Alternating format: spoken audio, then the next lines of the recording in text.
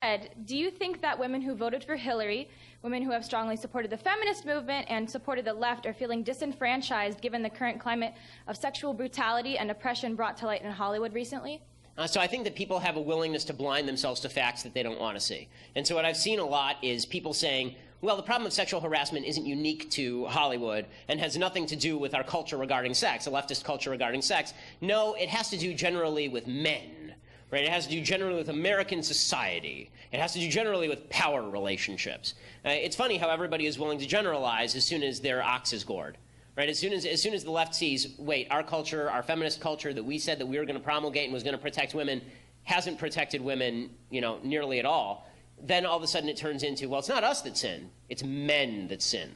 Right? And so I've been getting a lot of this online in the last couple of days. It's you men who haven't stood up. And I keep saying, like, what do you want me to do? And I'll do it. Really, what do you want me to do? Like, if you show me a rapist like Harvey Weinstein allegedly is, then I will say send him to jail or castrate him, right? Like, this is not difficult. But if you just say to me, you don't acknowledge the rape culture, again, I need you to define that, and I need you to explain to me what I did. Like, really? I didn't do anything. And I think the vast majority of people in this room didn't do anything. And if they did do something, then maybe people should report it to the police, because that seems to me the best way to root out evil is to actually have law enforcement get involved. So the left is, so the question of what the left is doing about this, do they feel disenfranchised? No, I think they're just going to blame the same people they always blame because we're all in our own little bubbles. Should they feel disenfranchised? 100%. Because in a society that treats sex as transactional, in a society that basically reduces sex to any sort, just a physical transaction that is based solely on consent, it makes it very difficult to explain why it is that the casting couch in Hollywood is bad per se.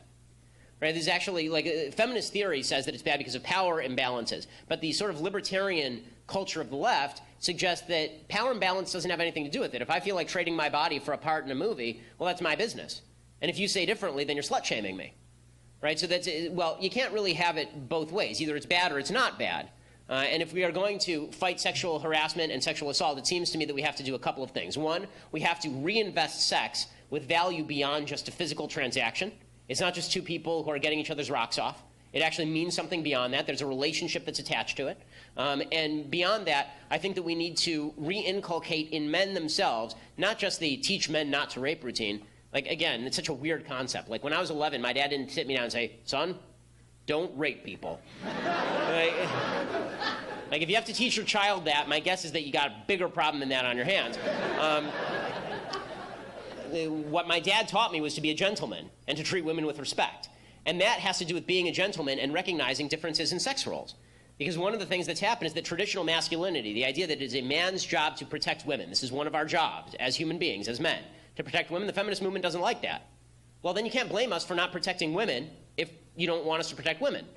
Like, I want to protect women. I think men should protect women. I think one of the reasons God put man on earth is to protect women. Okay, well, then it is incumbent on me to protect women. But if you're telling me that I can't even open a door for a woman because this is somehow an offense to her honor, and that if I say that it's man's job to protect women, that this is somehow reinforcing gender stereotypes, then don't come whining to me when bad stuff happens. Because the answer to bad behavior is good behavior. The answer to vice is virtue.